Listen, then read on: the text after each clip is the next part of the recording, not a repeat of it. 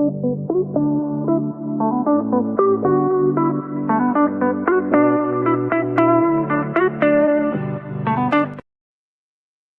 right, y'all. I have been waiting a long time to do this, and maybe they won't try to kick me out as a patient before I have my final visit in March. But I've got to put this out there, and this it's going to be a lot. It's going to be a lot. I know it's going to take more than one part. Hopefully, I can get it all into two parts. So many of you know that I suffered with major dental issues for 10 plus years. I'm talking down on the ground, crying out to God at night in pain so bad that I couldn't sleep. I'm talking, I would take so much medication just to try and either take the pain away or I don't know. I don't know. It was a lot. That's all that I will say. I was in a very deep depressive state. Most dentists would not touch my teeth because my roots grew very, very long and they curved inward in the shape of a J. So it was dangerous for them to touch them.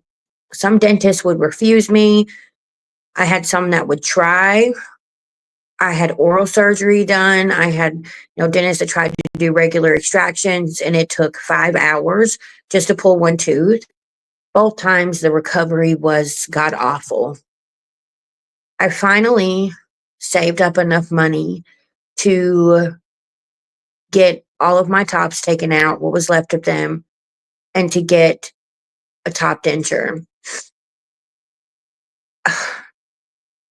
I went to Aspen Dental. They were kind of new here, and I was ready to rock and roll. After I had already paid and booked the appointment, I decided to do reviews and saw the reviews weren't so great. But at that point, I had waited so long. I had already gave the payment. I didn't want to go through the hassle of trying to get reimbursed, find somewhere else. You have to understand, like I said, a lot of people didn't want to touch my teeth. I went to have my procedure done, and to be honest, like there was minimal to no pain during the procedure, and my recovery pain was minimal as well. So I was very impressed because I had seen several dentists, and those that would even touch them, like again, my recovery pain was awful with them. I got my immediate temporary dentures. Things were great until it was time to get my permanent. So I went to do the fitting for my permanent top denture. And the person that was doing the fitting used some type of digital machine that he stuck in my mouth and just kind of scanned over my gum area. You could tell he was struggling. You could tell he was new to it. It took way longer than it should have. But then I saw him talking to the dentist, and the dentist told him, make sure that you do a wax mold too as a backup just in case. The guy never did a wax mold. I immediately was nervous, and I can't believe I didn't say anything, but I can't go back in time. So then I get that permanent denture, and I go in, they try it on. They're taking parts off of the back ridge because I keep gagging, and they keep telling me, I can't take any more off because if I do, you're not going to have that natural suction. So obviously I was scared. I was just so excited and relieved at that point to have my permanent dentures. I didn't even realize until I got home just how off they were from the fact that they were incredibly bulky. Like they were really tall. It was not good. But the bite was also way off. I could not bite all the way down. If I tried to bite down, one part of the denture would completely tilt upwards because it was not lined up at all. It was bad. When I tell you that I have never been able to wear that denture, since that first day, I've never been able to wear that denture. And it took me a long time to where I could make an appointment and go back because every time I tried to call them, they do not answer the phone. It goes to an automated recording that tells you that um, they can't get to the phone. But also, I had to go for something else, I forget. And come to find out, they were supposed to do a bottom plate for me, a partial, and they decided they weren't going to warranty it until I had a periodontal cleaning, which I understood. So I had them cancel the bottom plate, and they were supposed to refund that as a credit back to my account with them. And we were going to apply that to the periodontal cleaning. Huh, that was what I was told. And that was back in December. Okay.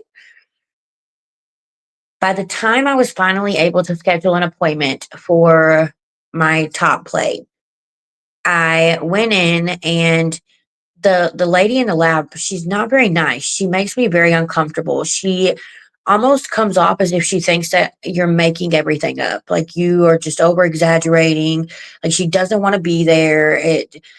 She came in there at one point and was fussing at her staff because they didn't put a paper bib on me, and thought that they were just doing it wrong. It had to be them or it had to be me. It couldn't be her. I don't know. But they did all the wax try-ins and all of that.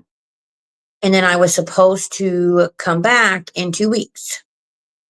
I was under the impression when I went back in 2 weeks, it was to try on the replacement permanent. But no, I get there and she has this mold, and it just looks like a gum mold with no teeth. And she puts it in, and I keep telling her there's this part on the left side and it keeps pushing into my gum every time you put it in, and it hurts. And if I try to bite down, it digs in even harder. And she kept saying, "You don't understand. This isn't the denture. This isn't the denture. This isn't the denture." And I was like, "Okay, so you're telling me that when I get my denture, it's not going to be like this, right? This is just like a tester or something." And she was like, "Yes." Lie. That was a lie.